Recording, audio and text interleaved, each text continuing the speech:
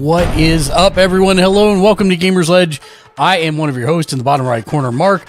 Joining me today, to the left of me, that way, is Matt. Hi, Matt. Hello, everybody. How are you doing today? And then on the left of Matt is, of course, Dave, who is already checked out of the conversation. Hi, Dave. Cheers. How you doing? Good. It's been a hot minute since we had the Gamersledge podcast, mainly due to people being in and scheduling issues. We do need to do our regular going around the room and talking about what we've been doing, but this is our Not E3 recap so far. There have been 3 days of Not E3, which seems like it's going to be a thing from now on. It's basically Jeff Keighley Summerfest and indie showcases, and they have been plentiful. And we're going to highlight a few. Some of these were handpicked for Matt. Some of these were curated for Dave. And some of them were just like best of show kind of things. So we're going to go through those as well. So let's go around the room as we normally do, talking about what we've been doing since the last time we were here. But let's keep it to 3 minutes and 14 seconds apiece. Who are you talking to? All of us. Starting with you, Dave. All right, fine. Zelda? Is that what you said? Yes. Okay. Zelda. Maybe you guys are quiet for me. I don't know why. Let me see if I've got the sound turned down on Zoom on that computer, perhaps. Zelda wrestling. Zelda wrestling. Zelda? Yeah, pretty much. Okay. Was watching some of that Dominion thing I never got to. Oh yeah, nice. Yeah, there's Will Ospreay and Archer. Yeah, that was fun. You saw that they have confirmed Kenny Omega versus Will Ospreay 2 for Forbidden Door, as well as Okada versus Bryan Danielson. Yeah, smart. Very. There's also a rumor that it's going to be Punk and Kenta. Kenta's like, only if they pay me enough money. So I hope they pay him enough money. Yeah, I mean, I can't imagine that the cons are hurt for it. Yeah. Anything else? You don't want to say anything about Into the Spiderverse? Oh, God, yeah, that was awesome. Except the ending. I'm fine with it. Dude, did everybody not grow up with Empire Strikes Back? I don't know. It's been a hot minute since they've done that to us in any actual franchise like that. Yeah, no, it's awesome, isn't it? It's great. One guy in our theater shouted, "No!" The entire theater bust up laughing. Alex jumped up and he was like, "Oh no, cliffhanger!" And I just thought that was funny. I was like, "When did you learn cliffhanger?" Nice. I haven't heard a theater react like that since Fellowship of the Ring. Yeah, I have to say that it was infinitely well written and paced. Just from top to bottom. I did not know that was Oscar Isaac. Oh, Isn't it? Really? Yeah. Oscar Isaac is $20.99. Yeah. So I think he's set a record now for being the only one to be in the Fox Marvel movies plus Star Wars plus multiple Marvel things. And now Sony Marvel also. So that's kind of interesting.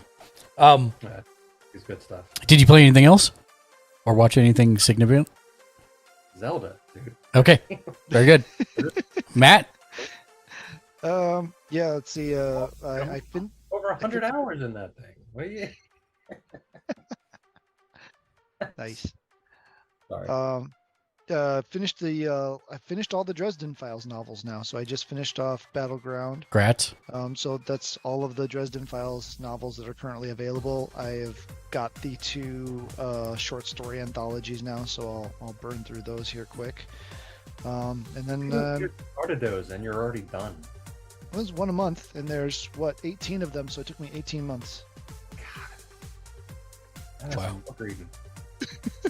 And then I've already bought Altered Carbon to read after I'm done with the anthologies, because I've never actually read Altered Carbon. So that's nice. So after reading the book, I've already watched the show, so I've already been corrupted. So. Oh, you're just going to be so mad at how good the book is. That's what I've heard. That's what I've heard also, and I should read them. Yeah, there's only one thing the show did better, and it was the hotel. The hotel, yeah. Yeah. The hotel is pretty awesome. Hotel is awesome. Then I caught up on a bunch of comics. The current Carnage series is actually really good. If you're into, slightly kind of horror, psychopath stuff, but not from the psychopath's perspective. Yeah, it's actually a really well written series right now. So if you've got either the app or access, look at trades. That's a good one to check out. On playing front, I've been playing Jedi Survivor. Still haven't finished that. Been quite a drug out process because I'm very slow and look at all the corners and look at all the geeky stuff and try to translate the Arabish and all weird stuff like that. And then what? That's okay. You're a little worse than I am. And then done some Fortnite. Haven't fired up the new season, that just took off yet. But I think Optimus is the 100 level character. Okay, it's the 100. I wasn't sure if they'd 100 him or be the kind of off character. I haven't logged in to look yet, but I'm guessing it's 100. And they almost explained in the trailer why he's short. Yeah, why he's kind of. almost not. Kind of. Kind of, sort of, a little bit. Yeah. And then I actually saw Puzzle Quest 3 was on, so I downloaded that and played a couple of rounds of it. I don't know if I'll do much. I mean, it's fun enough, but it's different and mobile-y. So it is very mobile-y. I played it for a hot minute and then I dropped it after a while. Yeah. On the watching front, Across the Spiderverse, very good. I am one of the few who likes the original better than this one. This one's right there. I mean, it's like, right there. But I do like the original better. I can see why you'd say that. I can see why you say that. Yeah. Yeah. We don't need to go into it, but yeah, but they're both excellent, right? You can't go wrong with either one. And that one universe, I had no idea that it was coming, and then the story behind it is just amazing. It is quite good. That's ridiculous, but looking forward to the sequel. So yeah.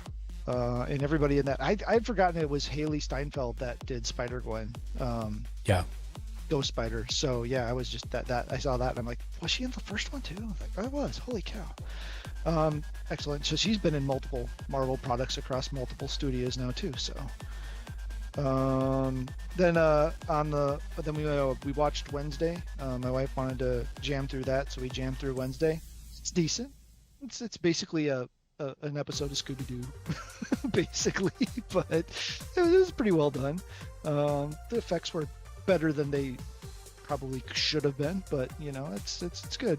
And then caught up on Hell's Paradise and Mobile Suit Gundam: The Witch from Mercury. I'm behind on all my other animes at the moment from the fishing trip. So yeah. Oh yes, and I played Fishing Trip 1 week too. I think that's one reason why we didn't have 1 week is because I was out on a lake in northern Minnesota. So yep. Oh, hold on, I'm getting called. Boop boop. Oh, the chief said good job on everybody keeping it short. Boop boop. It was probably my favorite part of the whole movie. So dumb. Anyways, I I went to Dynamite and Double or Nothing, and it was flipping fantastic. Even my bad tickets that I got with the messing up of the ticketing company for the first show for Dynamite, it was great. And then for Ring of Honor, we were literally front row almost. So it was real good. And I got to see Zack Sabre Jr. and Vikingo and Shibata in person, like literally 10 feet away from me, wrestling. It was flipping amazing. The pay-per-view almost were worse seats because we were in that weird spot where we could see the ring really well, except when people stood up. And so then we had to crane our necks like straight up to see the monitors. So it was a little weird, but at the same time, still great. I mean, everybody was 3 feet away from us walking down the ramp. So I was super jazzed about it. We made it on TV a couple times. I went through like frame by frame for the entire pay-per-view check. But yes, that was great. Across the Spiderverse was great. Diablo came out. It's great. I think it's something that, only hardcore players are going to get to level 100. But it's fine for the majority of people who will play like 1 to 2 hours every 4 or 5 days. For the casual gamer, it's going to be great and will last them their lifetime. The first difficulty is capped to 50, right? It's not capped. So you could go higher than 50 before you do the test, which is called the capstone dungeon. So you can over level before you go in there to make sure that you're good to go. But basically, I think tier 3 starts at 53. So it's up to you whether you want to pass 53 before you do the capstone, or if you want to go in beforehand like I did and be underpowered. But really fun, good multiplayer. Good balance. You don't have to rely on build guides. You can kind of suss out. At first, everything seems really confusing because there's a lot of icons going on, but the skill tree is really easy to figure out, and the Paragon board is pretty simple once you kind of sit down and look at it. Highly recommend. I have like a ton of hours on it, like probably more than I should at this point. We beat it within the first 2 days of early access since we got the head start. We beat the story. Story is okay. It's about par for the Diablo course, I guess would be the best way to say it. There's nothing in there that's going to super shock you, and some of it's really predictable. But it's a good story, and it's the cinematics are amazing. But the playing with friends and the moment-to-moment gameplay is a lot of fun, and I really enjoy it. Like I always told people, Diablo 3 is where I would fall asleep playing because it didn't engage me at all. This is the opposite. There's a lot to keep track of, and there's stuff to do, and you're always working towards something, so it feels like there's a purpose, and I really like it. Street Fighter 6 also came out. I've spent less time with that in the RPG side. I think I'm level 15 now. It is still stupid funny, good. Stupid in the best way, I guess is the best way to say that. It is really, really good. The fighting side is very solid, obviously, but the RPG being what it is like so over the top and garish, and it's great. I absolutely love it. I only have, I think, 2 hours into it, 3 hours into it, so I'm not very far on that side. Played a bunch of other games, but nothing, all the normal stuff on our schedule, but nothing super noteworthy. I think the Into the Spider-Verse is the most significant thing I've watched recently, so we'll call it that. And we have a ton. Talk about one thing real quick about Diablo that was awesome and hilarious. Yes. The accidental marketing campaign. Can we talk about that? Which part? The New York billboard that said, "Welcome to Hell, New York City." Yeah, on the day that the skies turned orange from the fires. Yeah. Yes. Because that marketing team was like, we couldn't have, they couldn't have lucked into it any better. Yes. We have an animated one here. I don't know if that one's animated or not, but we have one here that's basically the side of a giant building, and they've put at the bottom little construction workers, and Lilith picks one up off of the scaffolding and then eventually chucks him. So I don't know if that's is also going on in New York, but yeah, I'd be curious to know. Nice. So Not E3 has been happening, and it is, I think it's here to stay, especially after this year, because it was real good. Summer Games Fest was really, really good. But short form is, we've got a bunch of trailers. These are kind of, some of them are hand curated because I knew Matt would like them. Some of them are hand curated because I knew Dave would like them. And this is one of those. This first one is one of those that I thought Dave would like. And then the rest of them are kind of best of, or ones that broke my brain when I saw them, or I thought were really interesting ideas. I will say that the indie showcases this year, I think honestly outdid the main Summer Games Fest one, just with the number of inventive ideas and pushing the genres forward. So we'll see quite a few of those. But the first one is a game that I don't know if Dave is familiar with the IP, but I think if he is, then I think he will enjoy it because he'll enjoy the game nonetheless. So let's check out Toxic Crusaders. Dude. 3, 2, 1, go. Toxic Crusader, Toxic Crusader. Had no friends, no girls would hurt me till I got radioactive ugly. Toxic Crusader, Toxic Crusader. I live in the dark 'cause the rent's real low. Got a little pet blob and he loves me so. Toxic Crusader, Toxic Crusader. Now me and the boss we fight against road. Even though we're hideously deformed.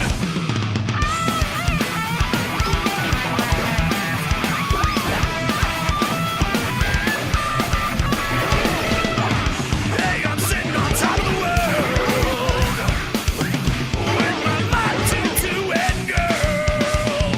Toxic Crusader, Toxic Crusader, Toxic Crusader, Toxic Crusader, Toxic. Come on, Crusaders! It's cleanup time! Thoughts? Oh, you know that's in my wheelhouse. I know it's in your wheelhouse. That's why I put it on the list. I was actually really surprised. Yeah, but I'm also a little offended you didn't think I know who Toxic. I mean, I was like 90, probably 4% sure you did. But, I mean, that is a pretty obscure older IP, so I wasn't 100% sure. And What? Toxic Avenger? Like, are they making a big comeback in the movies? Toxic Crusader, no. Like, they tried, and it flopped. But the Toxic Avenger. Like, I thought they were making another one. Well, so they are making another game, actually, based on this, fully signed off on by John Carpenter. That is a FPS Toxic Crusader video game. That was also another one announced, but I didn't put it on the list because it looked, I don't know, it was early, I guess is the best way to say that. That was the one I knew they were doing. I didn't realize they were doing a TMNT style. Yeah, that's why I thought it was interesting because it's co-op. All right, Yeah. so the next one is a RPG that has real Underworld vibes, and there is a demo that you can get for 1 week on Steam right now. I'm going to throw that up in the chat for you guys. There we go. And throw that up for me. It's apparently a brand new IP, but it's called Leximan. And let me know when you guys are ready, and we'll do it. Yeah, I've got ads. Won't be just a second. Okay. Oh, I don't have that once.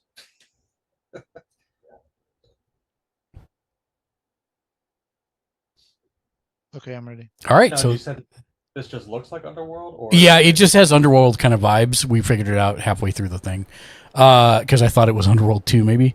3, 2, 1, go. Oh, yeah, I would totally. Is it sad that when you said Underworld, I thought you were talking about the movie series? No. Nice. It's actually funny. Underworld was actually the first game that I learned about like this. No one's going to be able to hear you talking over the videos. Just FYI, because you guys are quiet.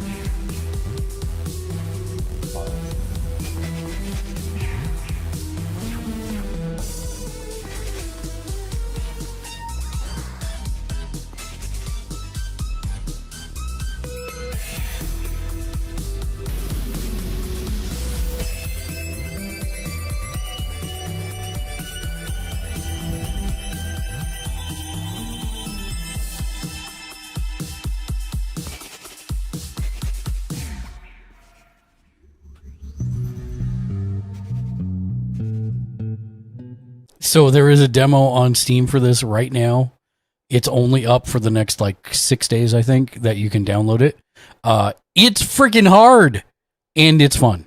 So I definitely check it out. Recommend it. It does look tricky there. The stringing together commands like that does not look like an easy mechanic. No, that's not what's hard. There's actual like arcadey stuff you got to do. That's kind of hard also. Yeah. But yeah, that is totally in my wheelhouse. All right, so the next one. Looks kind of like a cross between Underworld and I'm sorry, Undertale. Undertale. Undertale. I meant Undertale, not Underworld. That's why you were right. I was going to That's say where I that. was getting confused, Yes. Yeah. Yes. Undertale and what was the one? Scribble something. where Scribble you had to, Knots. Scribble Knots, where you had to write the words and to get Yep. like a ladder to go up the thing or whatever. Yeah. Yeah, I have one to play on the Switch that I keep meaning to, that I downloaded. So this next one is actually a pick for Daniel, which I wasn't sure if he was going to be able to be here or not, but I actually want to play this, which is crazy because it's a horror game, and it's called World of Horror. I'm still watching the 14th billionth Disney Plus ad. Okay, I'm through. Okay, you good, Dave? Yeah, here we go. All right, Yeah, 3, 2, 1, Two, go. one, okay.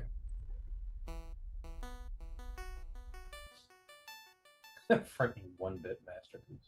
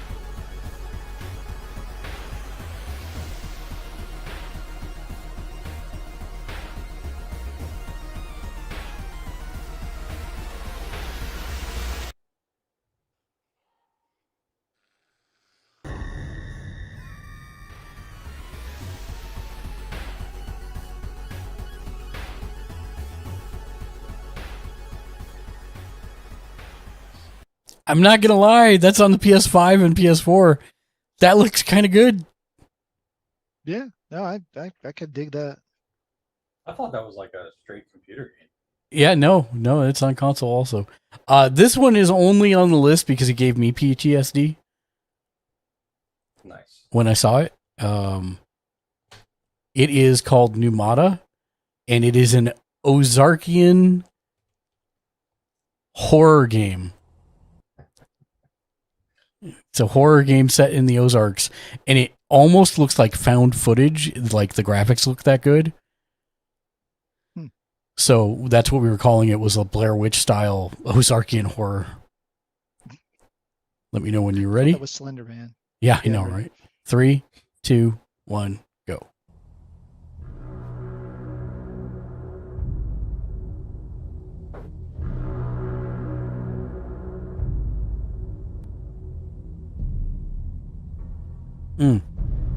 What the this trailer doesn't show, though, is that it's also a farm building sim, I believe.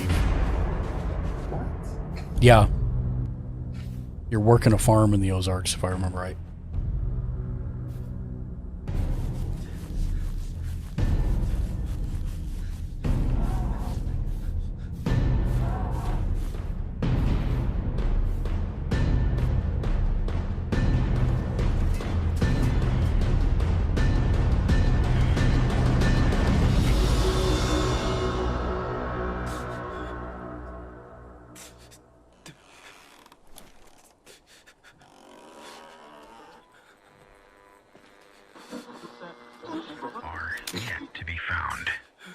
deputy and many of the locals believe this is the doing of the devil.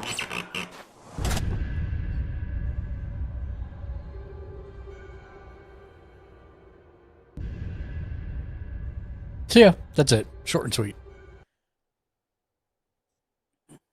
Until they actually showed something, I'm like, oh, is this going to be another like what was that one where you were the guard or the wild park guy in the fire tower, Firewatch? Oh yeah, Firewatch. Where they like played like it was going to be something, and then spoilers for a fairly old game.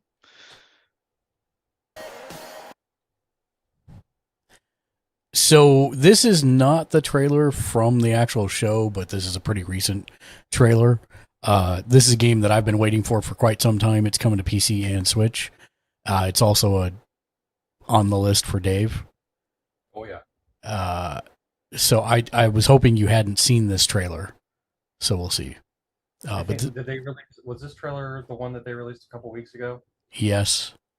Okay, I did see this one. All right. Well, this is WrestleQuest. So worth watching. 3, 2, 1, go.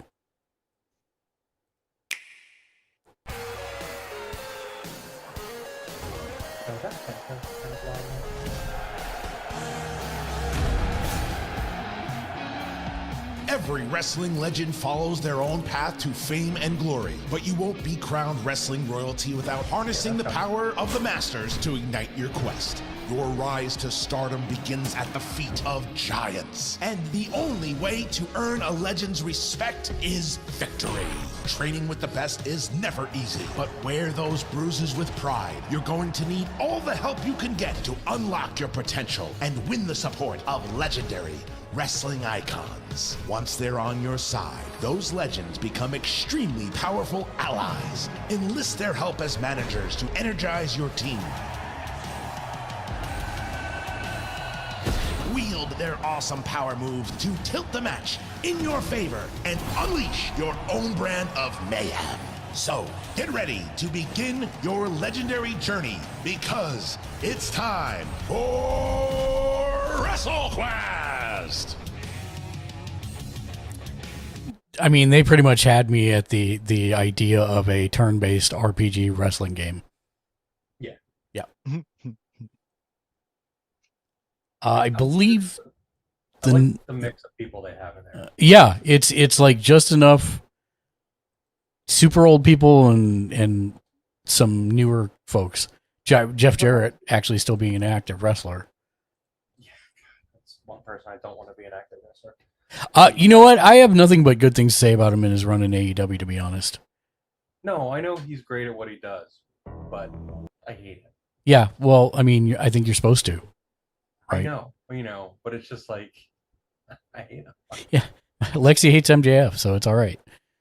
It had me until the needle to the eye. Nice, Shank. The horror game, the 1-bit horror game, coming soon to Commodore 64. Shank says, nice. This is actually solely on the list for Matt.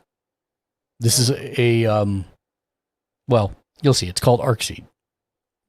3, 2, 1, go. You timed that perfect.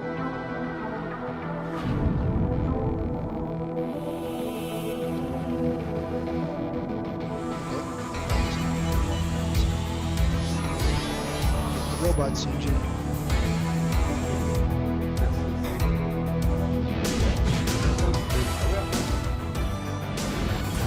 Stop the Archangels. Okay, I was even closer than I thought. Oh, nice cartoons. Oh, and tower defense. So it's both a base building and card based kaiju battling mech wearing.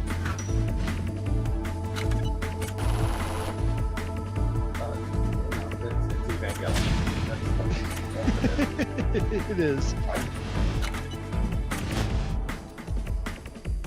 I'm not sure why he's punching buildings, but No, he's moving them out of the way, or in the way. It looked like. yeah. Ooh. There you go. Now it's getting serious.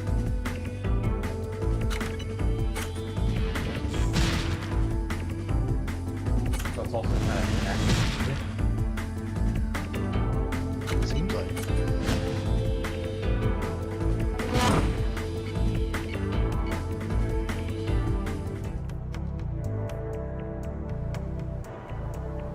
Oh, and you get to upgrade your mechs.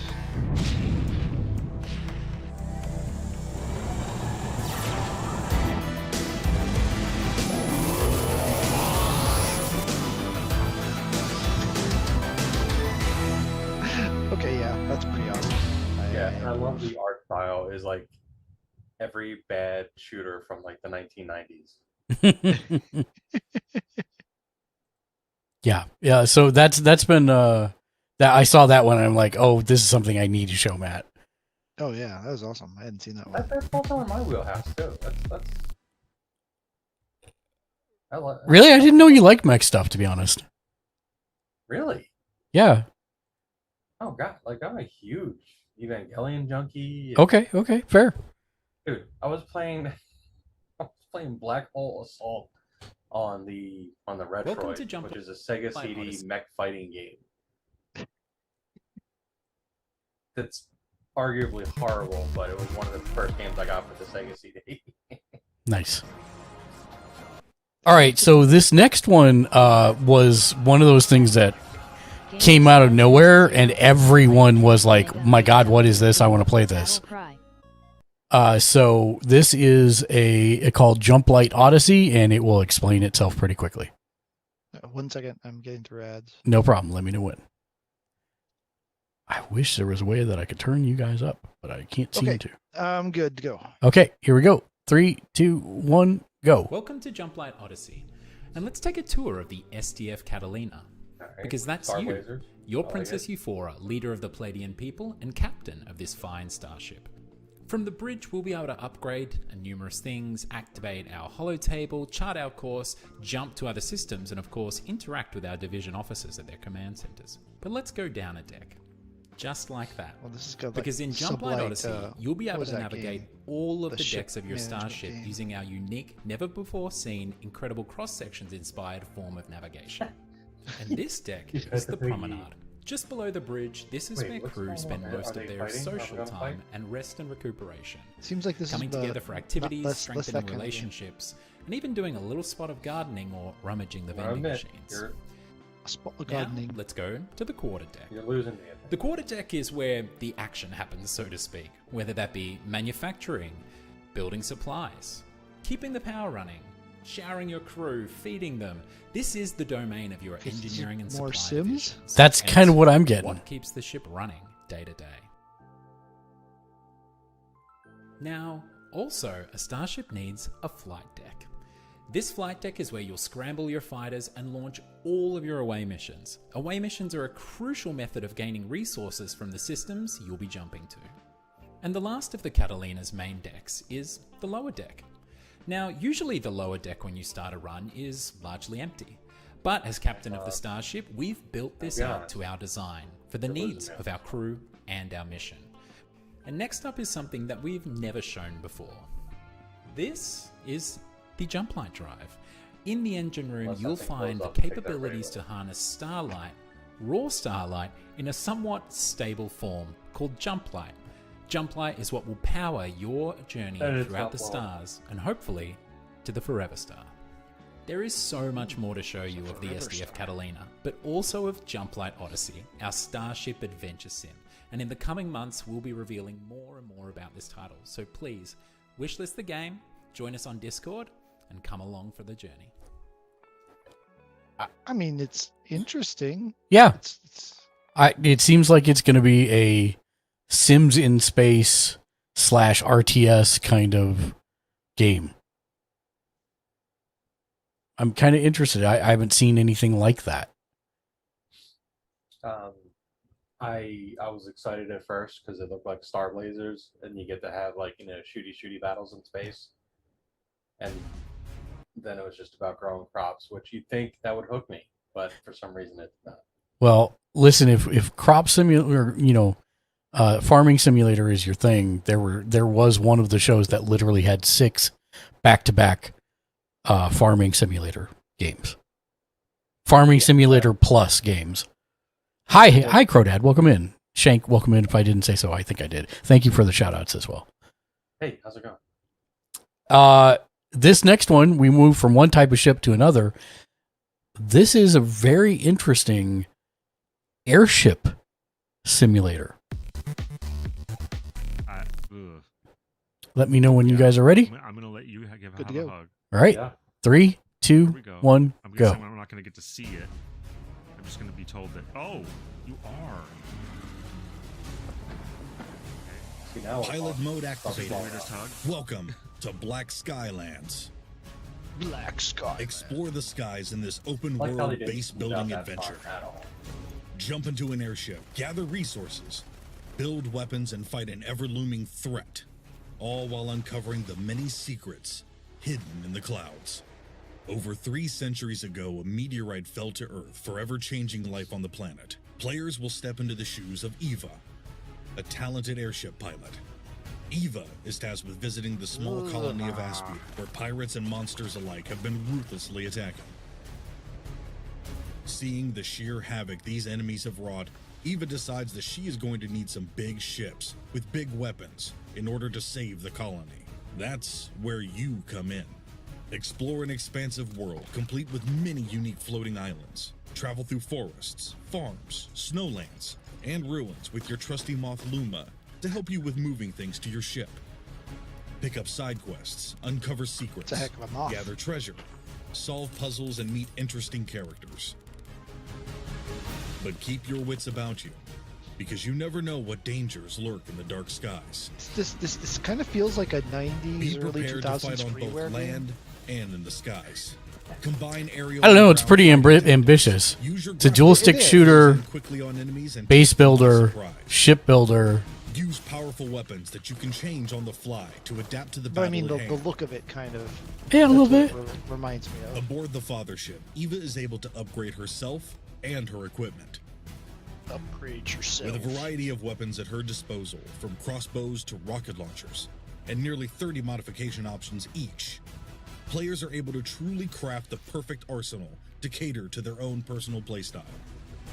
Not every ship is perfect, and Eva's airships are no exception.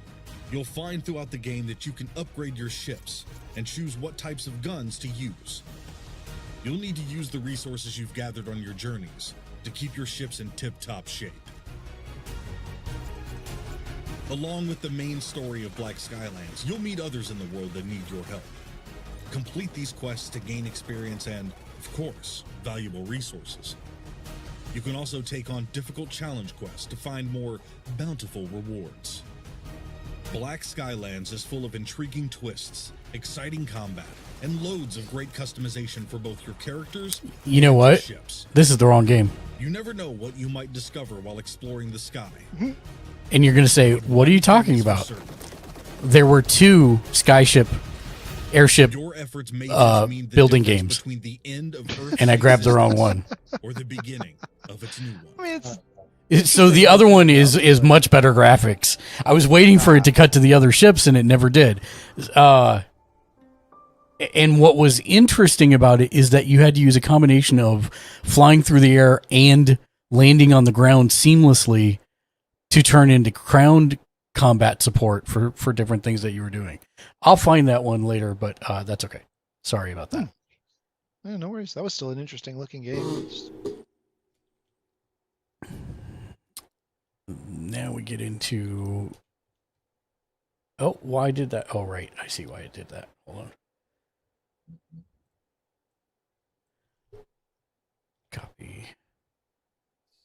You know, we are truly in a, glut of goodness. If you're like, oh wait, that was the wrong specific niche, specific. Yes, that's exactly it. That's why I was laughing to myself for a second. This is the wrong one type of the game that you never thought you'd ever have one of, much less more. Exactly. That's literally what it... That's when you know, like, we're living in really good time. Like, it is such a good year for gaming. And It is crazy. and it feels like it kind of came out of nowhere. Like, Well, especially the point we're in right now. I It think is- I think what it was is that, people figured out how to, the delay from COVID finally caught up, and now that Yeah. all this stuff is coming out. That makes sense. I'm looking for the other one.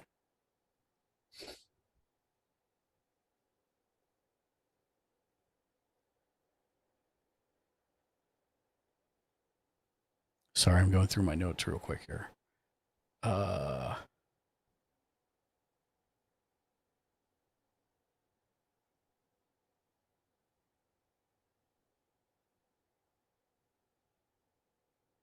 Oh, that's it. Okay, great. After this one, we'll backtrack and do that one.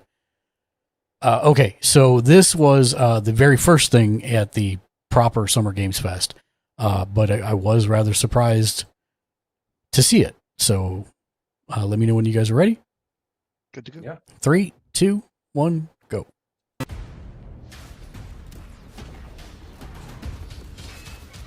I turned my end down, so hopefully people will be able to hear you if you do talk over. Our kingdom is cursed.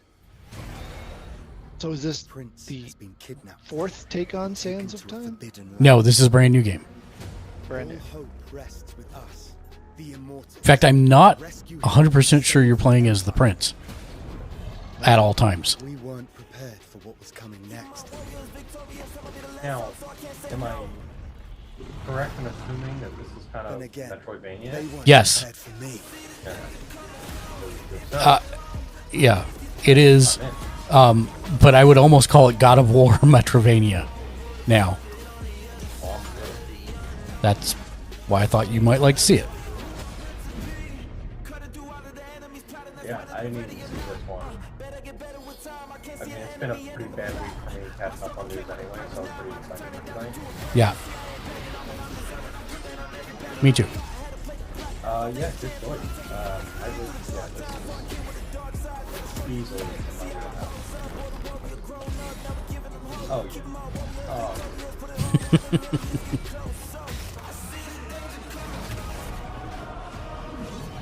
In these times of darkness, hope is the only thing that keeps us fighting. I will fulfill my destiny and save the kingdom.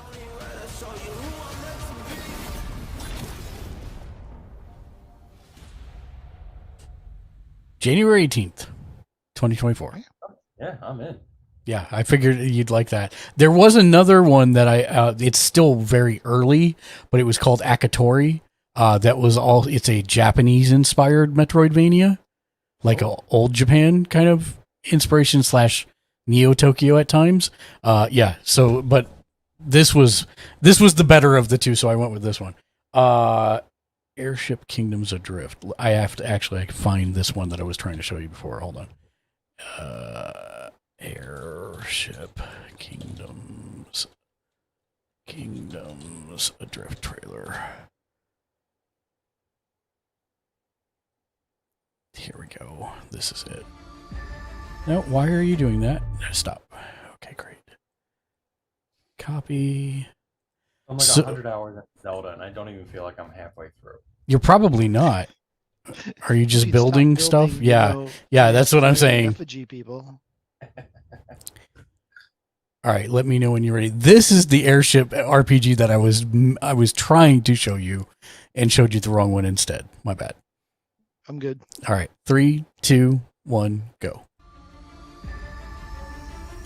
You didn't ask if I was good. I would assume you said something. Everything was No, but now I'm good. Yet mankind persevered, harnessing newfound powers. They survived and they thrived. The sky was no longer a limit.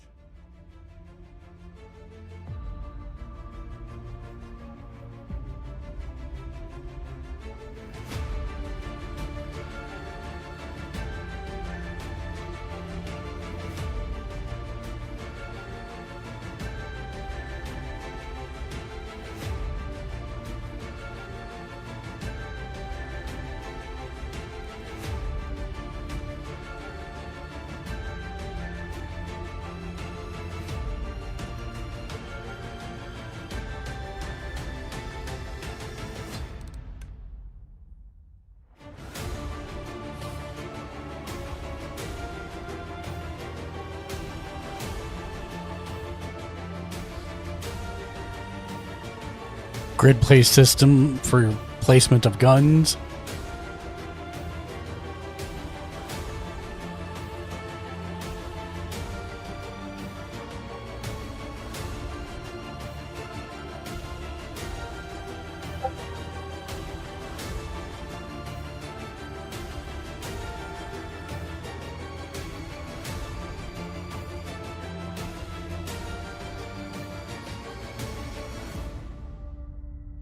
Believe it or not, I think I like the other one better.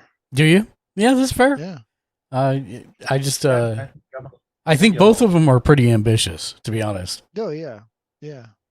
All right. It's just interesting that they would two very different takes on a very similar concept.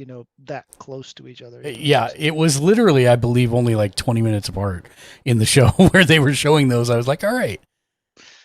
Nice. That's okay, Crodad. The first one, I like the idea of the first one. Although I'm not a big, honestly, I'm not a big twin stick shooter person, but still. All right, so there's that. Let me put this in here.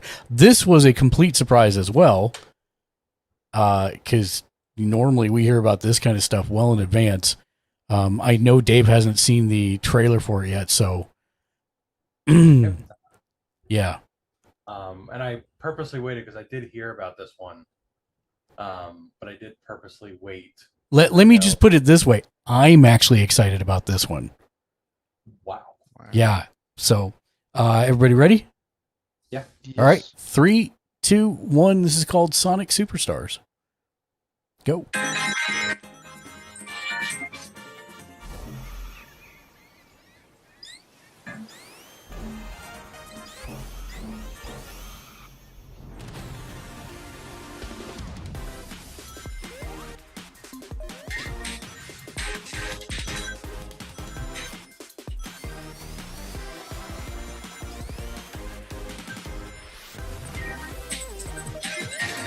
All new looks are good and everything. But why would I be excited about it?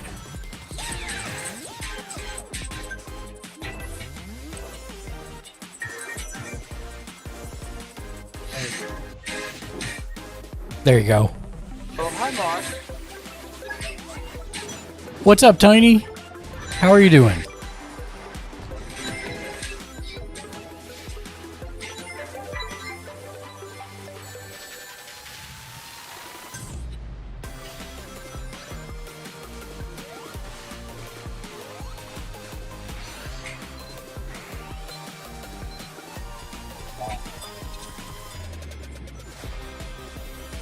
It looks like the best parts of every Sonic they've ever done. It with co-op.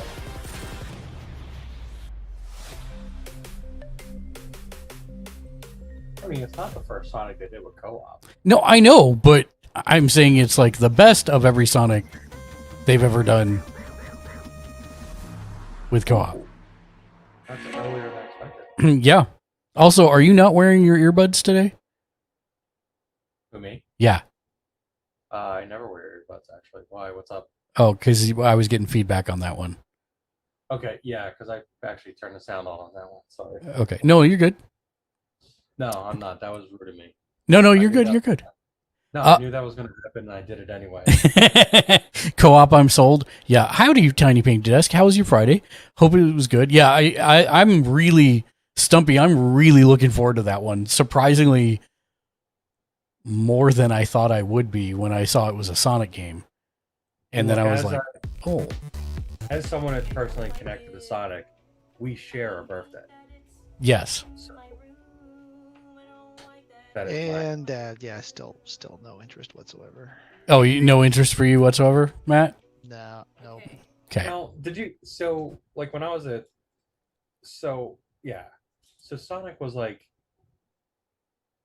I had like my first job where I was making real money. I bought a Sega Genesis with Sonic as the packet.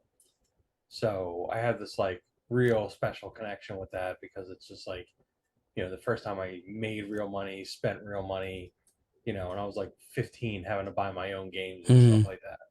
So like in Sonic at the time was like, much different than anything else like out there. So I still have that, hope reclaiming that, first hit of Sonic. Crodad, I get what you're saying, but I feel like Sonic, good Sonic has a cadence to it. Yes. And once you get the cadence down, then you don't feel rushed, even though stuff's happening very quickly. There's a thing to it if they do it right. Tiny painting desk, depending how much time we have when we're done with the list that I have. If I have enough time, I will go back and play the trailers for the 2 frog games that I saw that I earmarked for you.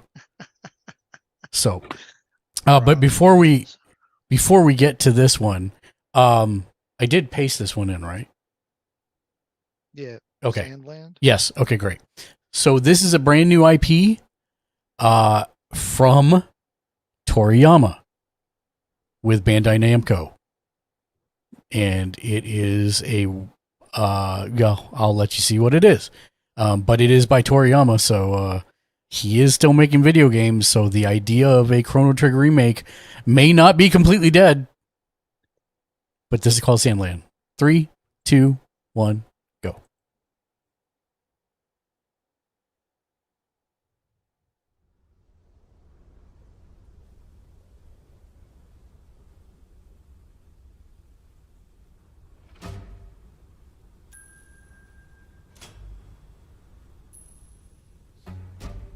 Okay, I'm in so far.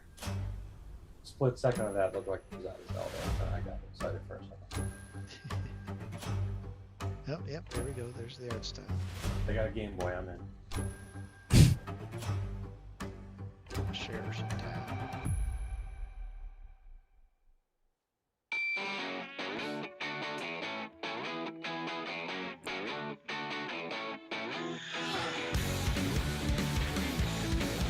I like the cel-shaded style to it. Yeah.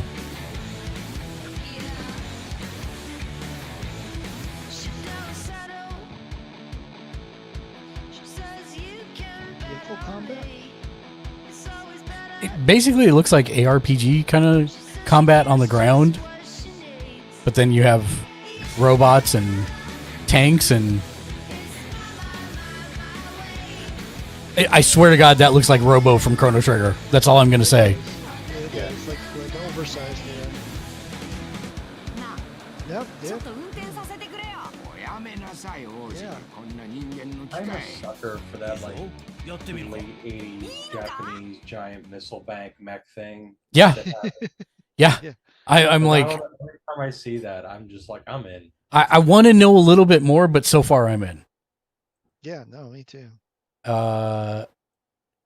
Then there is the only MMO I think we saw announced during all of it that I can think of. And this is a joint production between Amazon Studios and NCSoft. So it makes me think that Amazon finally reached out to an actual MMO maker for help. So it's got hit written all over it. I mean, I actually think this looks really good. And it's got one specific hook in it that makes me want to play it. We good? Stand by. Standing by. Yes. Okay, we're clear. Okay, 3, 2, 1, go. This is called Throne and Liberty, by the way. Our guiding star has shattered. Ooh, wow, yeah. Scattered across the world. Yeah, that part was great. That was good. An ancient evil searches for these Yeah, lost that thing was cool. fragments. Destroying anything in their path. Yeah, totally. Yeah. You must find them. Harness their power. And put down It's like a tree stag renaissance. It's like a tree. Yeah, I know, right?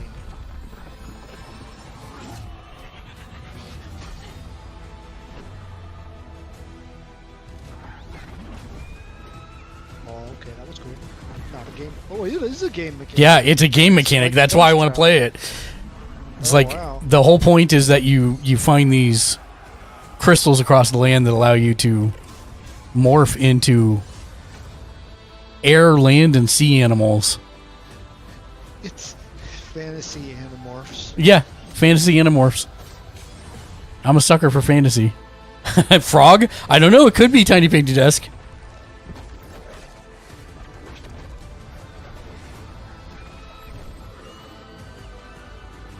It looks kind of cool, I'm not going to lie.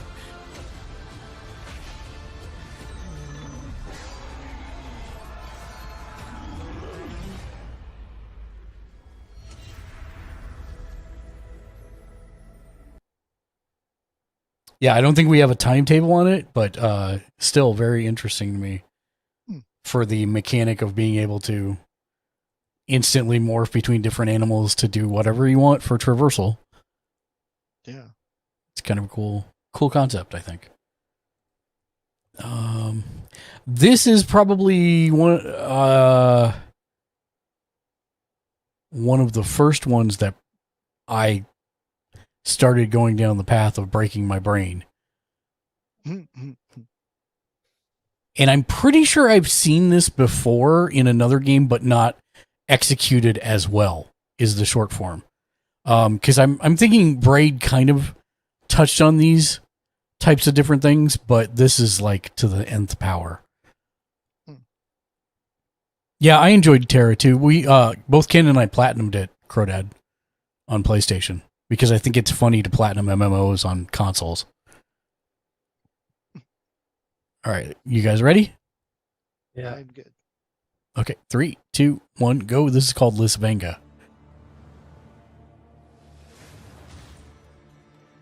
Nope, game over. We're dead. That'll hurt.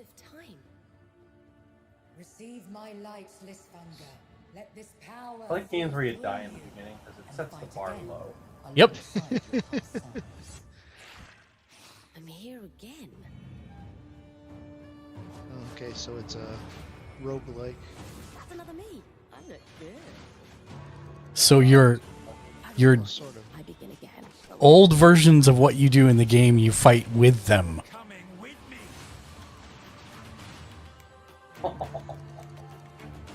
So it's like, oh wait, there was a puzzle game. Yeah, I know. Except it wasn't an action adventure game like this. They did that. So this was like mixing that puzzle game with Hades. That's what it looks like. I will become legion. Grow your army of yourself. I'm like, the possibilities with that are nuts. Yeah, this is up my alley for a guy that dies a lot in this game. Yeah. Yeah, exactly. I mean, the interesting thing to me is you can turn every failure into a win with the right mindset.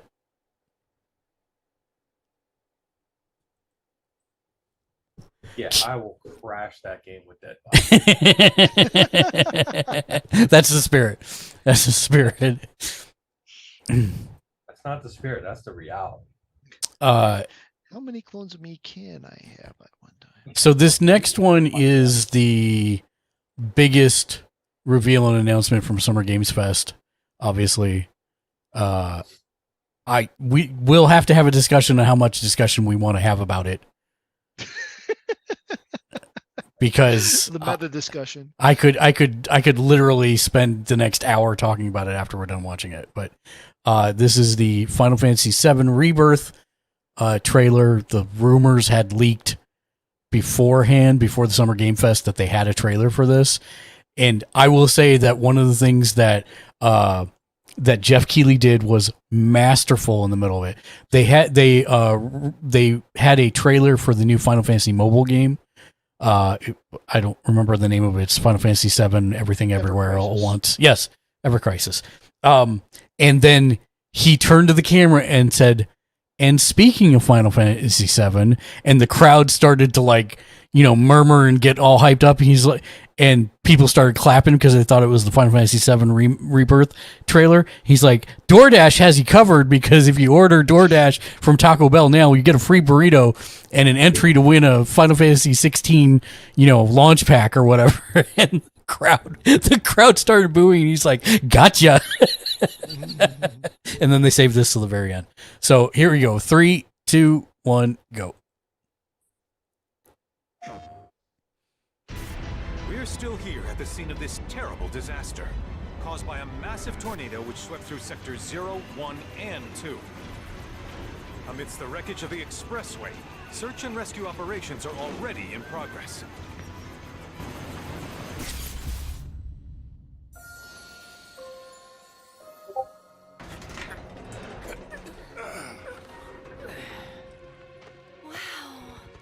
Just look at it all. It's so green. Even after everything we've done to it, it's still going This game looks strong. stupid. It may look that way, but in reality, it's barely hanging on. Red's voice just sounds wrong. It does. It sounds good to me. I don't know why. Was wondering. I just it's Cloud been dissonant doing with this what past his 5 voice in years? my head Where's he should been? sound like. And you're asking me this? This is gonna sound crazy, but as far as I know, Cloud was never in Nibelheim 5 years ago. The life stream. It is the very essence of our star. The blood coursing through its planetary veins. According to Hojo, they're connected to Sephiroth. Shadows of the Man, I believe he called them. Sephiroth was in Midgard. We fought him. Whatever happened, he's alive. But why come back now? After 5 years, doing who knows what?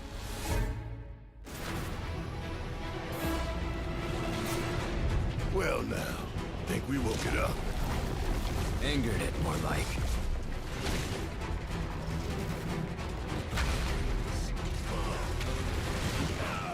There's one thing in here that made me happier than anything else. She may be new, but she's still a Turk.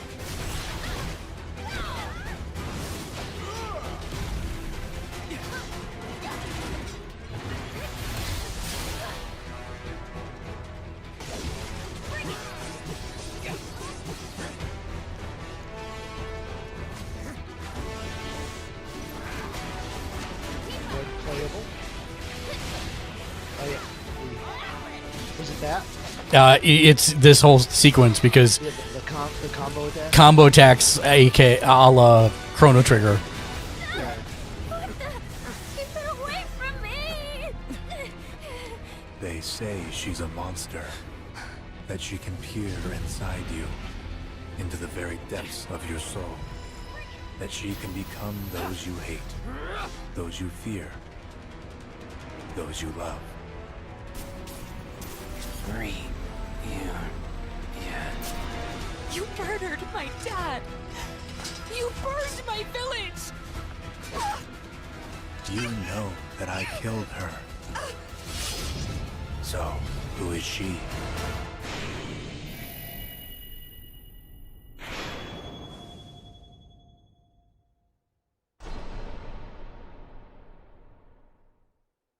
So that on 2 discs, is it like the first one was on 2 discs technically? Or No, is it no, I think it's really two two. playable discs? I think it's 2 playable discs because it's going to be that big.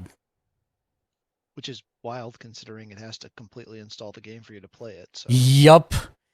I'm going to have to remove everything else from my hard drive in order to actually be able to download it. Or is it time to finally actually put a SSD? Well, when I can afford it, I will. Cat38, welcome in. Thank you for the raid. Unfortunately, we're doing a podcast, so no raid video for this, but do appreciate you coming in. Hope you're having a wonderful day. We'll get you a shout out here in a second. Shout out at the cat. There we go. So do we want to talk speculation based off of what this in the content of this or not? I guess we can't because the game isn't that old. People may not have finished it. Yeah, and I feel like there's a lot of misdirection in that I think there's a huge amount of misdirection in that trailer. I did, Crodad. I did show that was the first one we looked at. Also, Ken, for the time game, said that imagine all the selfies you can take with that power, and you no longer need friends for co-op games. This is true. But yeah, everybody was into it, Crodad. I will say that for those that are in the know, I think there's only 2 scenes in this entire trailer that have to do with the ending of the last game. I guess is the best way to say that. Yeah. So, Dave, did you finish it? Yeah, what? Okay. Finish what? Final Fantasy VII Remake. No, I never replayed it. What?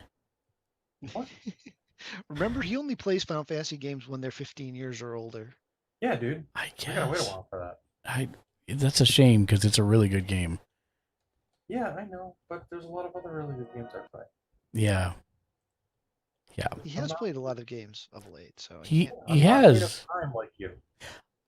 I'm not made of time. Time compression. He's got the capsule core time compressor. Yes. What's up, Dargadan? Welcome in.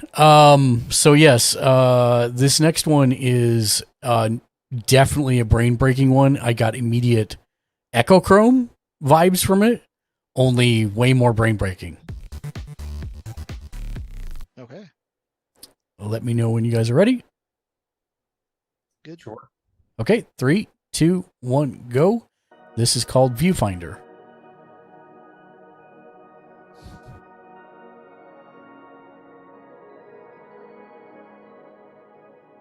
Viewfinder is a difficult game to describe in words, but if you saw it, you'd immediately recognize it. What is this place? It is a game that, gives players a lot of freedom. What's an old photograph doing here? Oh, yeah, we saw a thing for this like forever ago.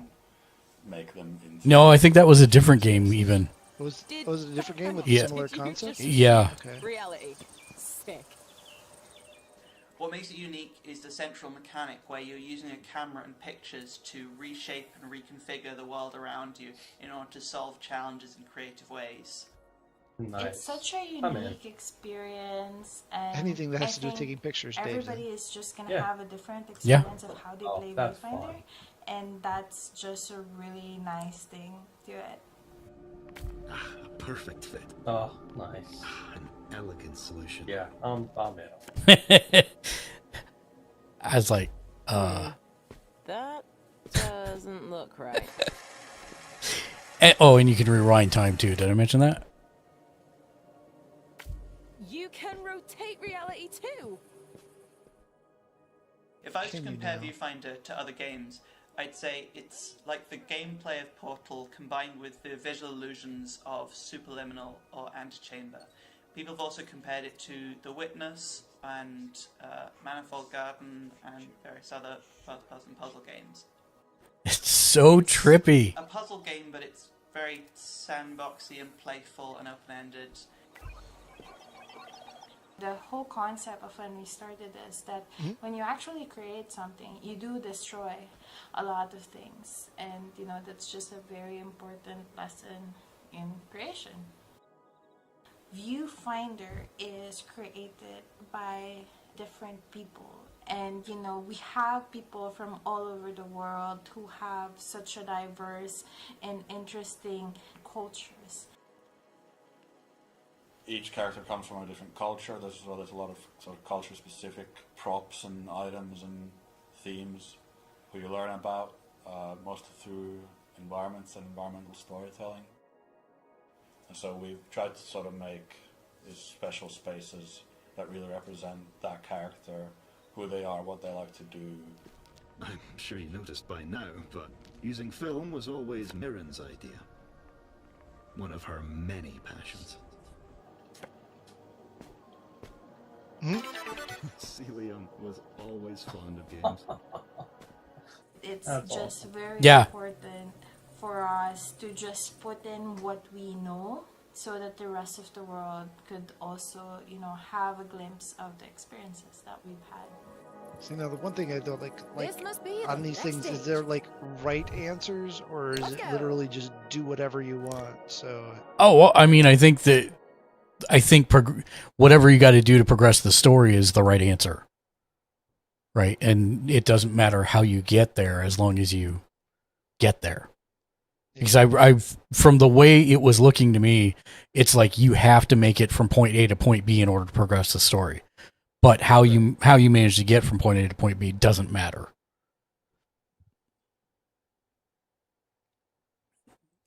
This was another surprise that I had never heard of.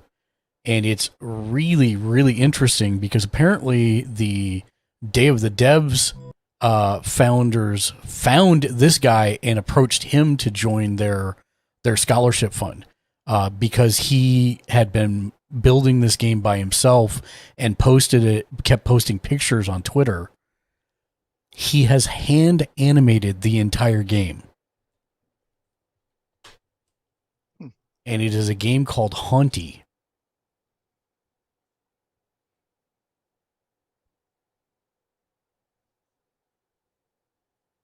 I'm good when... You good, Dave? Yes. All right. 3, 2, 1, go.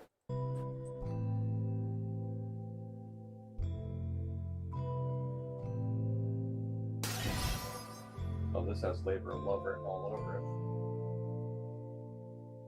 it. And it's basically a twin stick shooter, but you can possess items to do what you need to do to move forward.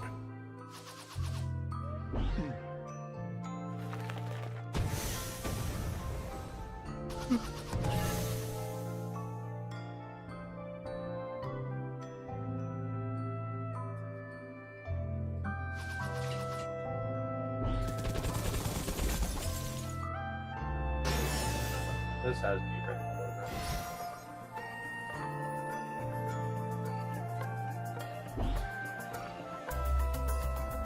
It's got a glider, so you know I'm in.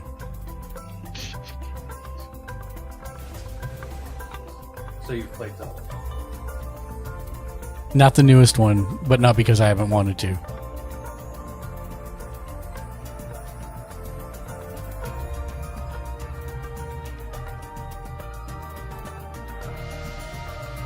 I don't even understand what being hand-drawn in this kind of, like... I mean, I understand, but I also don't understand.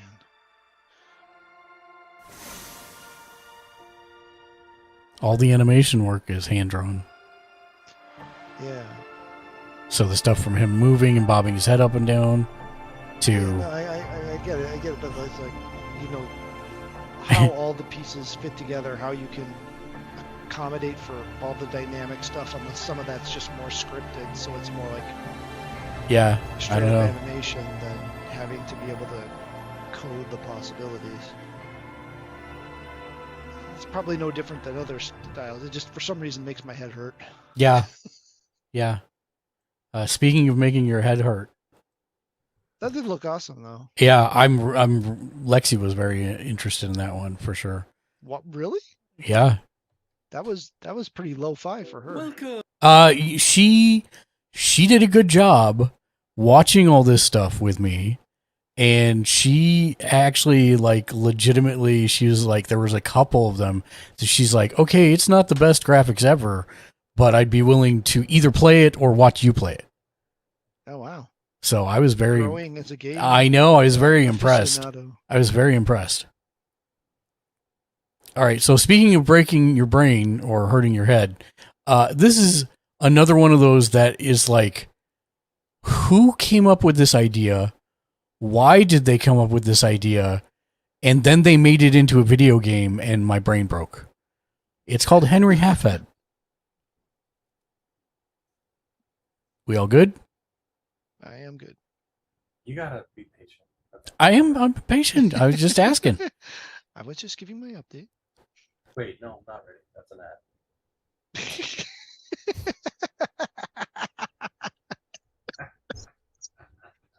Excuse me. Okay, now we're good. Okay, so 3, 2, 1, go. May I introduce you to Henry? Henry's not just anyone. If they're anything, I'm in. they're, well, everything. Henry can transform into everything in their reach. Yes, everything. And that's how they manage their daily life. The familiar noise of Henry's alarm clock announces the dawn of a new day. And it will keep ringing until Henry gets up and calms the nervous, quivering machine. Tick tock, tick tock. At least half I am awake, so in. Henry is ready for their morning routine, which they usually start by making their bed.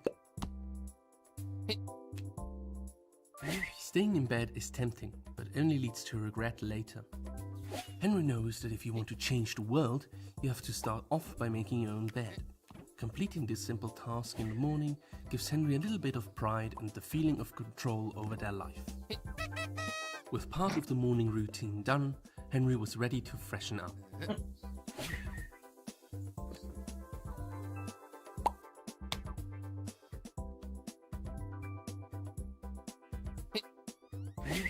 For hours, Henry could sit there, lifting the seat up and down, pretending it was a singing rug.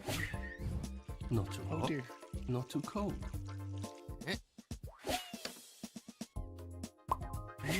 Henry bought a turmeric soap. They didn't know, they just liked the color. It's actually great for their skin.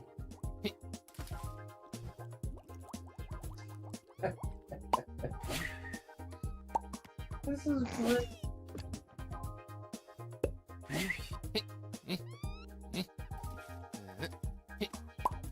That got all the dirt. Henry should now dry themselves.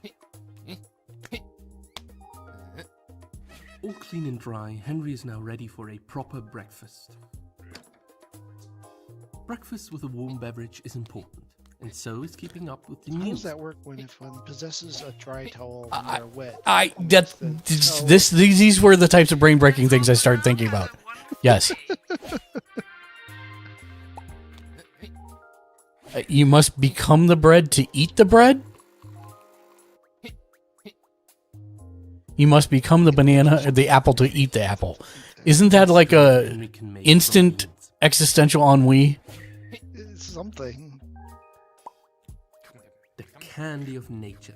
Delicious.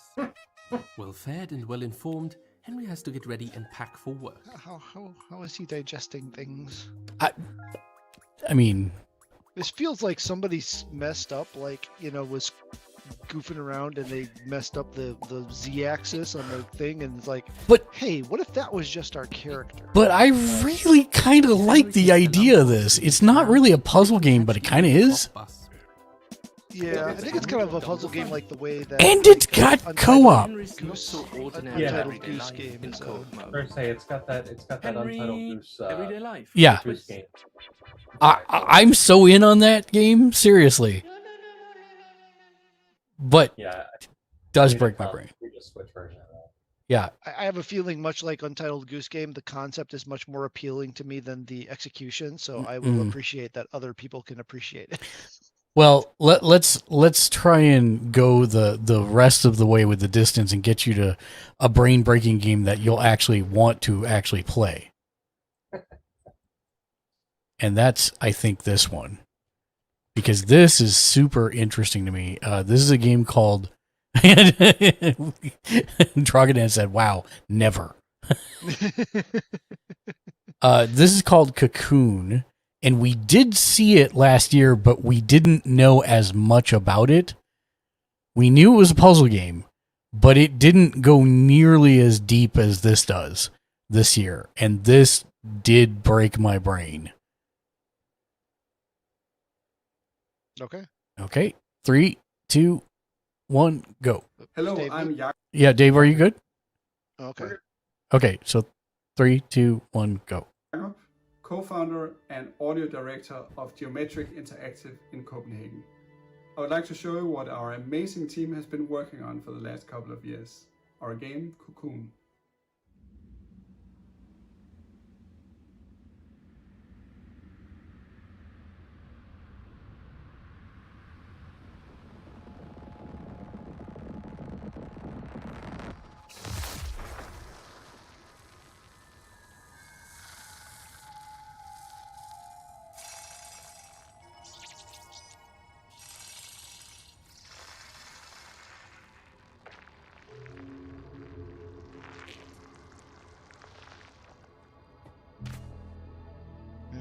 promising start.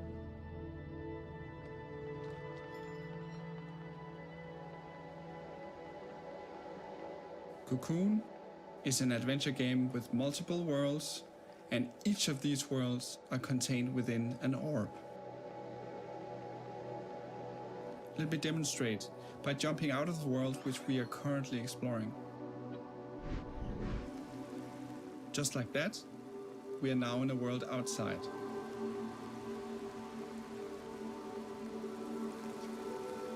Okay, it's level inception. Mm-hmm. The orange orb here contains the world we were previously exploring. Let's jump out one more time. We are now in a world even further outside and can explore this world using the orange orb that we picked up.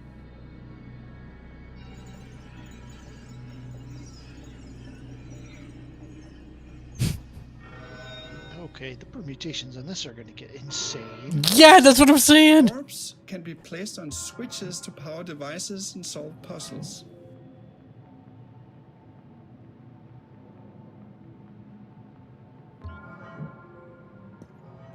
And Yeah, you this can has even throw them into brain pipes. actually written all over it.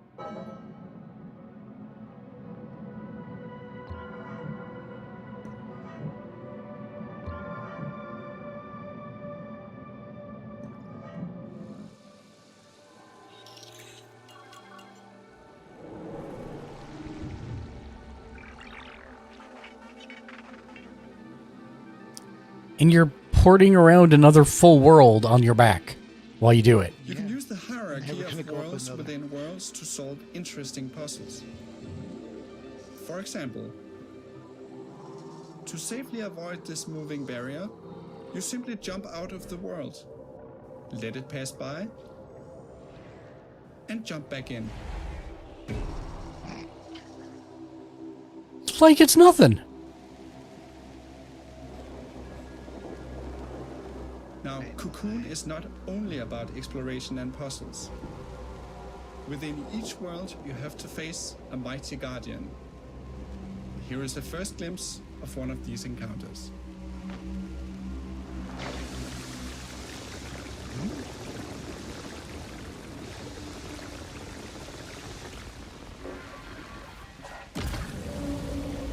And I was like, did you just explode that previous world?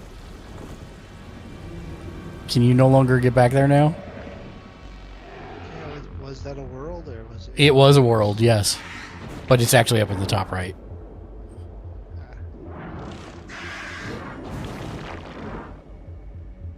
What do you think about this, Dave?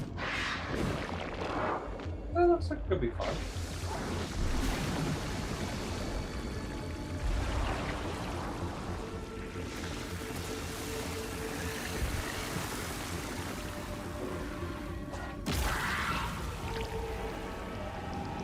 Okay, so it's a stall and wait for the boss to become We hope you vulnerable look forward type to battle. exploring the mysterious worlds of Like, I don't know Cocoon, if I'd be releasing later this year putting on this as my number one, but What do you think, That Matt? one's. I'm intrigued by that one. Yeah.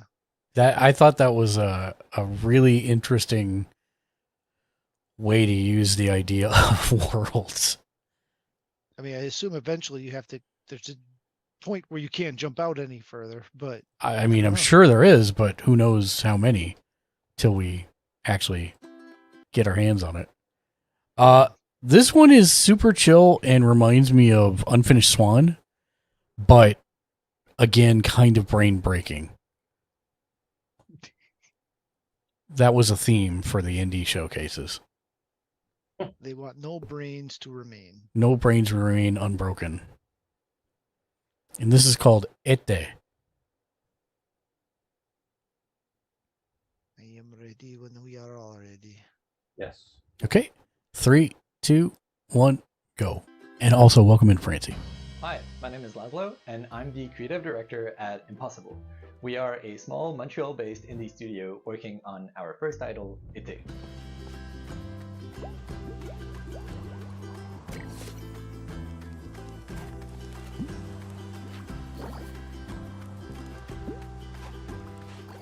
In Ete, you see the world through the eyes of a painter, with every surface acting like a blank canvas, just waiting for you to fill it with color.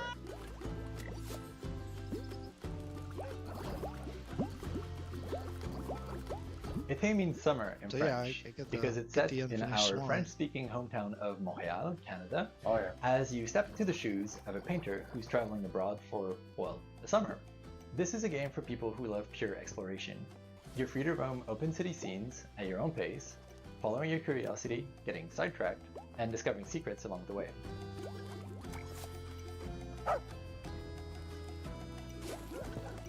When you fill something with paint, you'll extract its color as droplets of experience, and as you level up, you'll become able to unleash larger splashes of paint that reveal a bigger part of the world at once.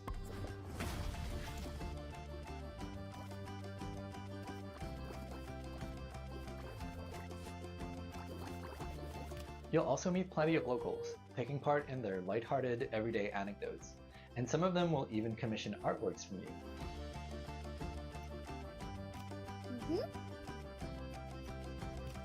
And this is where it's going to start breaking your brain. Using your bike, you can travel quickly back to your apartment and paint those commissions on canvas.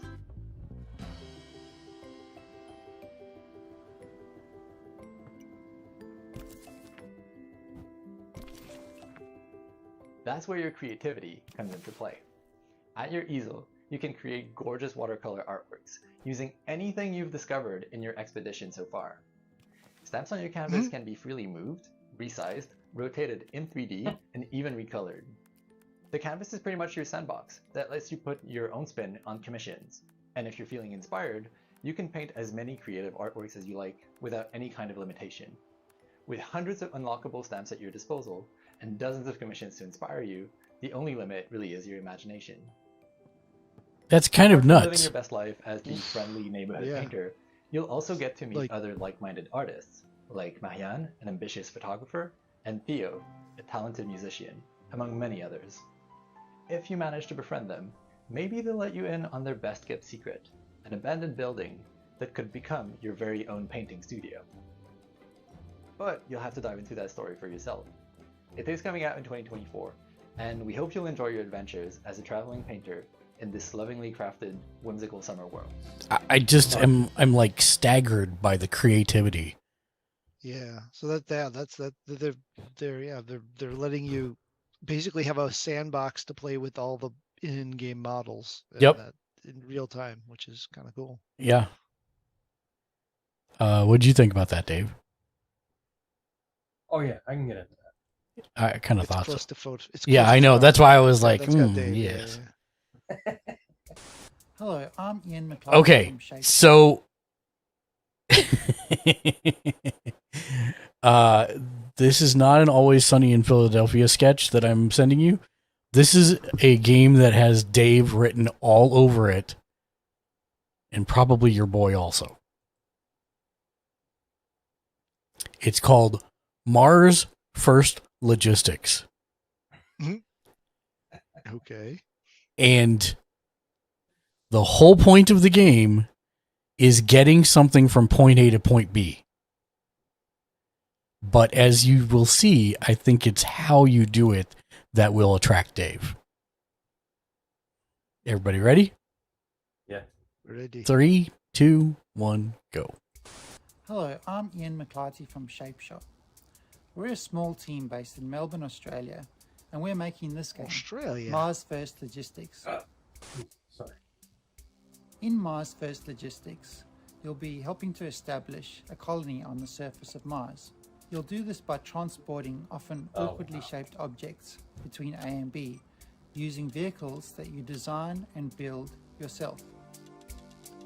I see.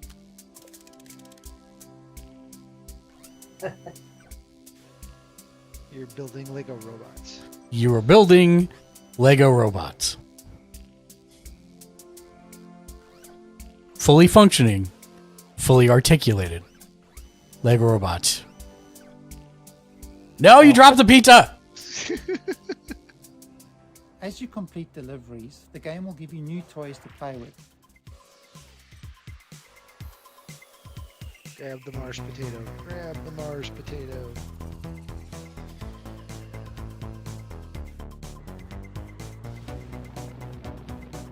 Oh, we got rocket boosters.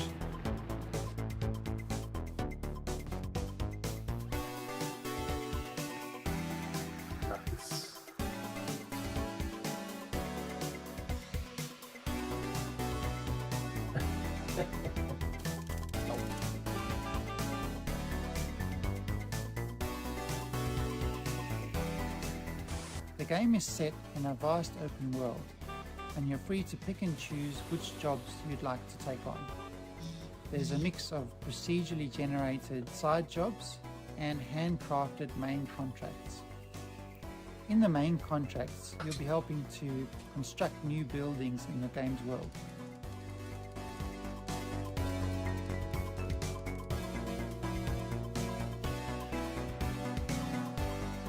One of the main challenges in the game is figuring out how to pick up each item and deliver it safely to its destination using the parts that you have available. No! No, that did not work. This is so smart.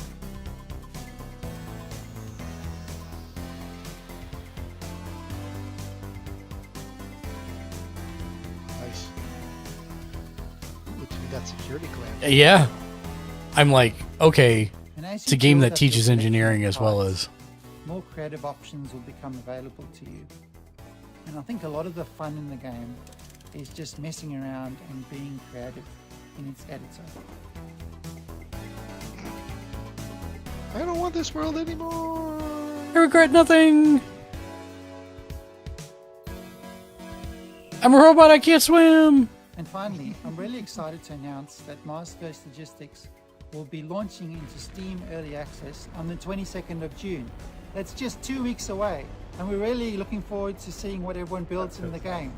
Thank you. Wow. What do you think, Dave? Yeah. Oh, that's an easy answer. All right. And then all I will say is that you do need to watch the Devolver Digital show. Yes. Again this year. It is a new theme, but it is very well executed. Very, very well executed. It was my wife's first Devolver Digital, and she was like, what is going on? Sounds about right. And yeah, it was real good. But I really hope they make money because they just yeah, I hope they do too. This is the only one out of the Devolver Digital that I thought was. It was so weird that I couldn't not include it.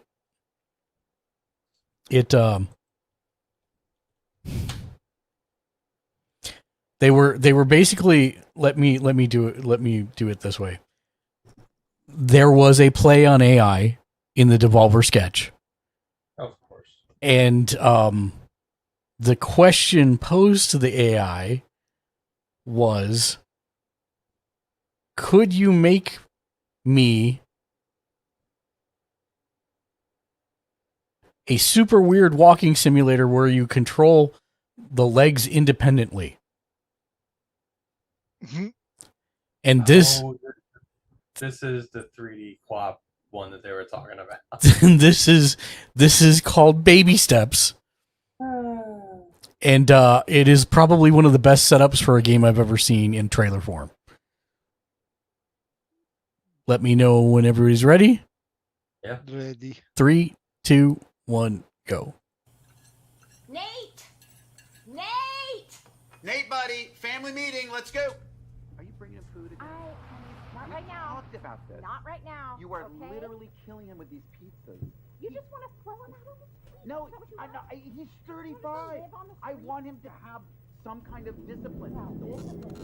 Nate, if you can hear my voice, I want you to come up here. We're having a family meeting.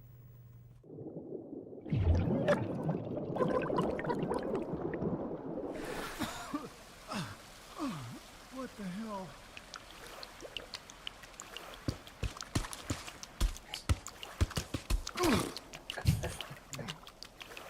So basically, he's been such a couch potato, he's forgotten how to walk.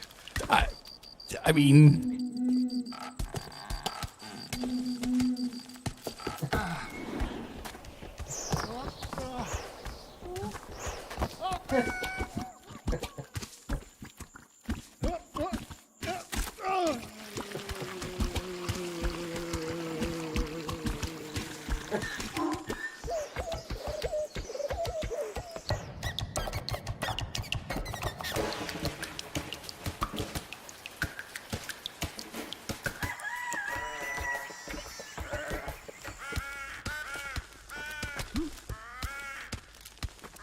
Auto-tuned crows? Okay. Oh, can you not? It's just I didn't. Yeah, let's go back in time to when you didn't. No, I was just trying to catch it with my. Sorry, With just your was foot, using my. yeah, you tried to catch it. I saw it was starting to go, and I just tried to. You just kicked. You thought I'll give it a good kick No, to counteract the fall. Yeah, I was just trying to steady it. I might have over. Yeah, you might. You might have. I Yeah, over. You might have oversteadied Yeah, it. no, it's just a little oversteadied. Well, it's not steady now. No, well. See you later. Wanker. Yeah.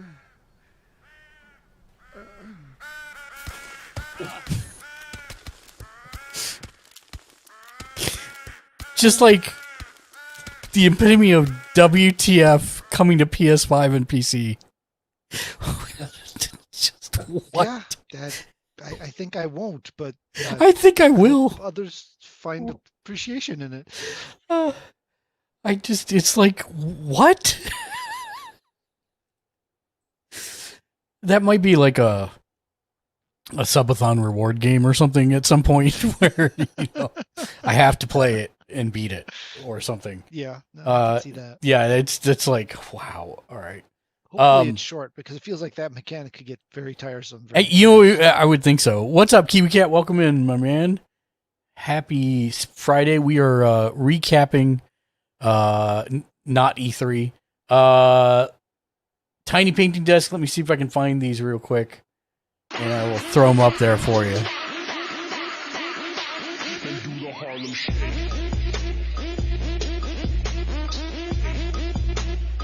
Thank you for the Harlem Shake. Let's see.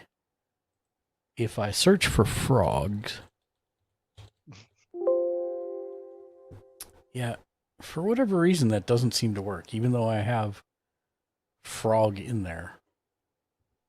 Okay. What just happened? Undo.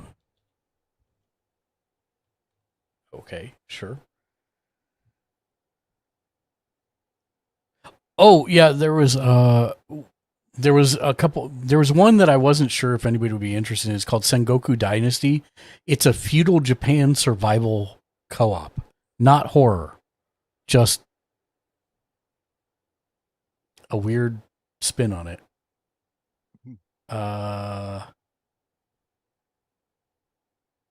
Toxic. Yeah, sometimes surviving is just hard enough without, Yeah. Cthulhian-based, monsters running around. There was a first-person survival game where you had a device on your arm that ticks down your life,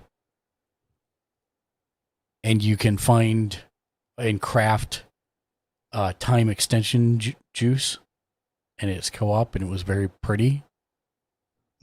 But that sounded like the definition of hell to me. Spider-Man 2 got a release date. So it did get a release date. I'm still looking for these frogs. Hold on one second. Also, the collector's edition comes with a statue that I'm going to have to acquire, so that's going to be expensive? Yeah. Yeah. How much did they release the price of it? No, they haven't shown the prices yet. Of course they haven't. The last one wasn't too bad. No, it wasn't too bad. And the statue from that is pretty sick. It's sitting right here. Okay, so I just pasted the first one in. This is called Toads of the Bayou. And this is just for Tiny Painting Desk. This is one of two. If I hear everything is more connected than you think one more time after clicking on a link, I might just lose my mind.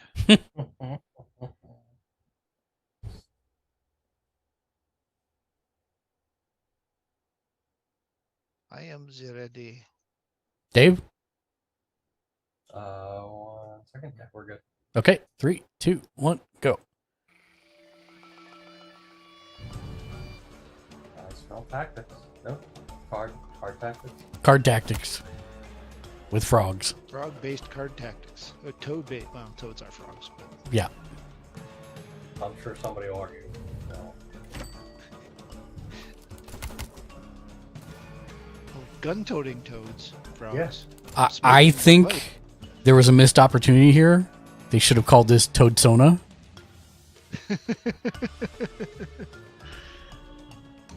Probably we're Oh. trying to avoid spoiler lawsuits. Did we mention it's also base building? Yeah, I saw that. I'm like, what?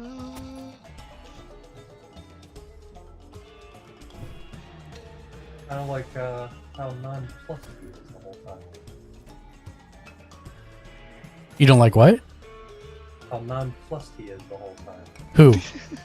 Matt? Toad. Oh. But he's got his pipe. Jolly good show, fella. Jolly good. Who's the pipe? Okay, that was the first one. And the second one you will not believe.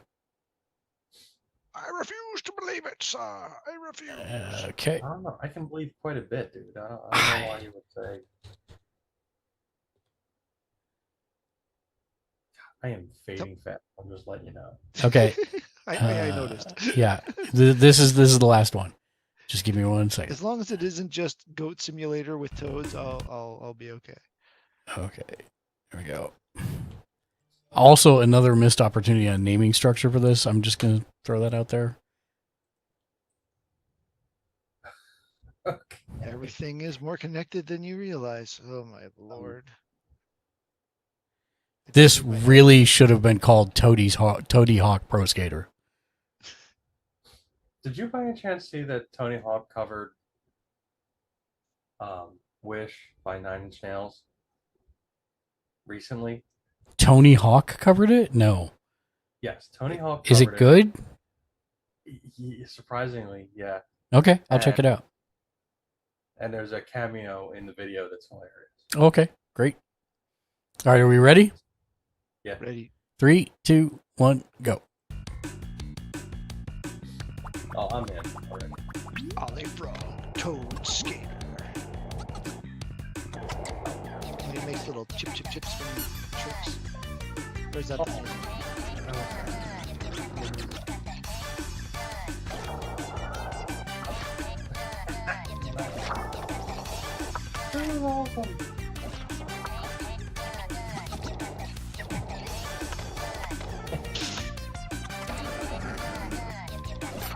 I mean, it really is Tony Hawk's. Frogs with pipes. Here's the theme. Tony Hawk's Pro Skater with a frog.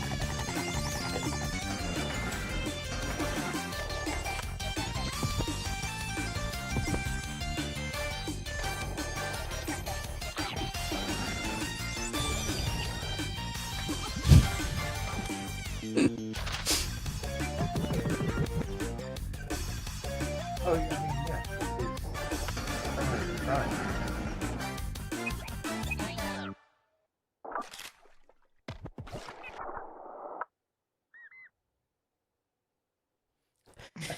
Yeah, that's a good way to conclude the recap for Not E3. I think it's just one of those things where I'm like, oh, okay, sure, yeah, I think it looks really good, QCat. That's what I'm saying is the indies really were making a push to give the run to all the AAA stuff because there's some really inventive. Interesting games that are out there. And again, this is just like that's called Ollie Frog Toad Skater. And this is just like a very small sampling of all the different games that they had, because keep in mind that each one of these conferences is a minimum of an hour. And you have probably 30 to 40 trailers packed into that hour. So I just kind of went through and handpicked like what I thought the best ones were. So definitely check out the Guerrilla Conference, the Day of the Devs, and then today the Tribeca. Oh, I have one more. I'm sorry. Why isn't it here? Oh, I have one last one. Sorry, we should watch it, and then we'll end.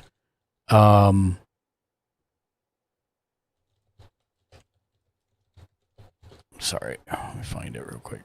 That's it. Oh yeah, I got the email to pre-order that. But you haven't seen this, right? No, I haven't seen it. Okay, good. Oh. Yes, this is the Telltale Expanse. It was shown at the Tribeca Film Fest today. I'm surprised you didn't grab the Star Trek game to throw in here. Not that it gave much detail. It gave 0. It was like 0.5 seconds of it. Yeah, I know. So I was like, I really can't include that because I know nothing. I don't even know what kind of game it is. So That's true. It gave literally nothing. I thought it was a mobile game, to be honest. It might be. So this is the Expanse, a Telltale series story trailer for PS5 and PS4. Everybody ready? Good go. 3, 2, 1, go. 5G! 6G! Turning now! I've been at this a long time. game's so ridiculous. When there's a treasure this big, I make it my business to know about it. The coordinates on that data drive, they're for the MK core. We got a job, Baratnas. Cox promised us a real payday. He said, give me 3 months, and you never have to work again. I've heard that before. Whatever this is, it could still be everything you need to help the belt. Do we want to invite that kind of attention? In and out. No games. Time to see what all the fuss is about. We've been locked. Don't these Pashangwalas rest? What do you think we should do? There is no good option. Whatever you choose will be wrong, and it's your job to choose. When you find what's at the other end of those coordinates, the whole system will be on your ass. What are you waiting for? Stations! On my word, loose a PDC volley, then turn and burn. Just like series. Only this time no dolls to keep you on the leash, yeah? I hope that my actions on this ship can offer some amends for my past. Whatever this treasure is, the one thing we know is that it will change everything. So are you going to spend the rest of your oxygen feeling sorry for yourself? Or are you going to get to work?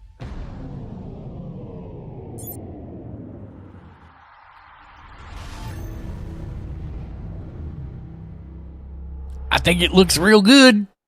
It does. That is, yeah. I have a feeling like this is going to be Telltale's resurgence. Yeah. Between the Star Trek game and this game. Yeah.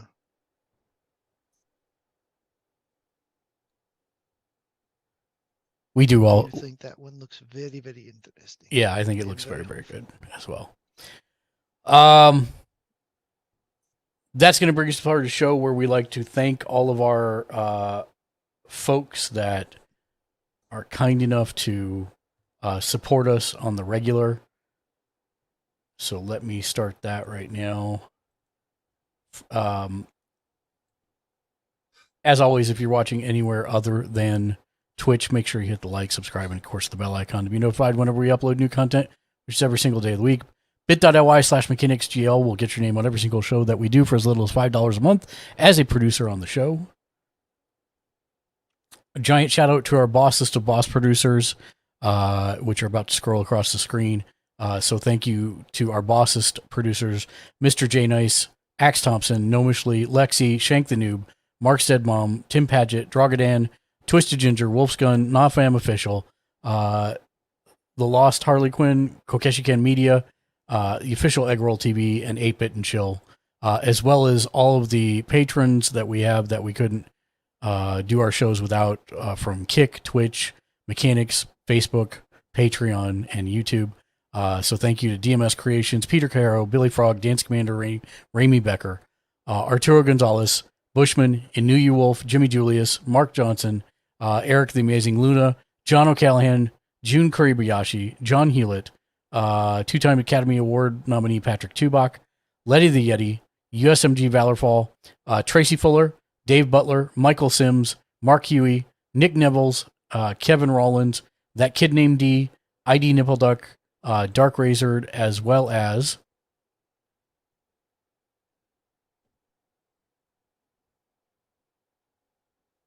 Trial Access, Rushmonk 2, Bearden, the Bakery Crew Ken, Strong Bad Merc, Ghost Zero, Scotty's on Fiery, Rusty Haggis, No Novocaine, Dave 934, Jimmy Julius, TJ Leclerc, Meep the Bunny, The Shaky Dragon, Fammy Bloom, Mafia 6869, Hey Matman, Slowbake, AK Yuri, Bourgeois, Jag Leisure, Sleep Deprived, DMDM Studio, Habitual Kiwi, Bigman Rosa, URCEO, Chocobo Butt, The Golden Hash Brown, Strawbee, Sir Ironblood, as well as Jersey the King, Luigi Cat Woodhouse, Band Reaper 97, Kato.jpg, Sunio TTB, Nautico Love 123, Bosch 721, The Two Nicks, Awesome Jen, Prophet Profanity, Evelyn 03, Habitual Kiwi, Chupa Thingy 7163, G Boys, Ninja Jinja 07, Cryo the Adventurer, Forever Sammy, and Nacho Winch. Thank you all for supporting the show every single day of the week. That's going to bring us to final thoughts. Dave, final thoughts. Play Zelda.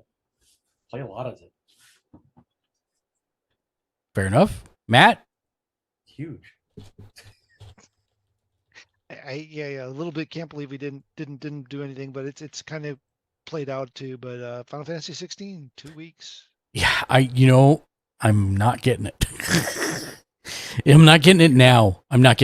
I just can't. Okay. There's so many games now. I get it. It's ridiculous. I mean, I'm still in the middle of 3 games, and that's gonna come, and I'm gonna stop those 3 games and start another one. So yeah, it's nuts.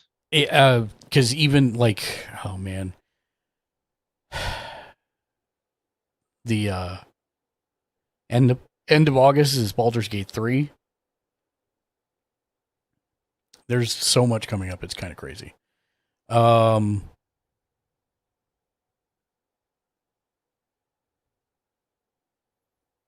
right. We have a really sage piece of advice to carry you over till the next time that you join us. So I'm going to ask this of Matt. Matt, if you're American when you go into the bathroom and you're American when you come out of the bathroom, what are you while you're in the bathroom? European. He knew it. You've been a dad for many years. I'm very proud of you. I'm very proud of you. It was just like, he's like, how did he do that without why? Why did he do that? It only encourages him. It does. We're gonna raid out to Malaboy. He is not family friendly, but he is awesome. Oh, you know what? No, we're gonna raid out to Decaf Mage. I never get to raid out to her. She's a fantastic person. She's playing Genshin, I'm sure, but good friend of the show. So hang around and we'll head over there. Thank you, as always, for everybody that joined us. We'll be back tomorrow at 9 a.m. Until next time, be excellent to each other and game on.